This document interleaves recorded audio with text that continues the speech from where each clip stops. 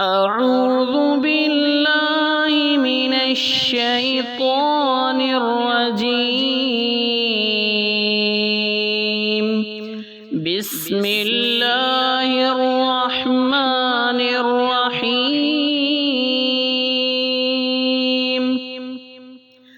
أرأيت الذي يكذب بالدين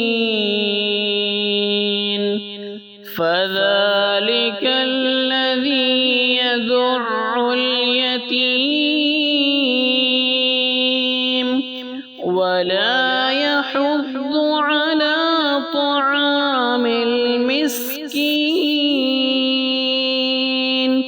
فويل للمصلين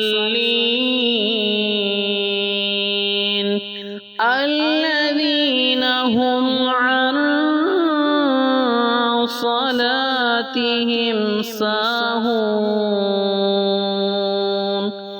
الذين هم يراءون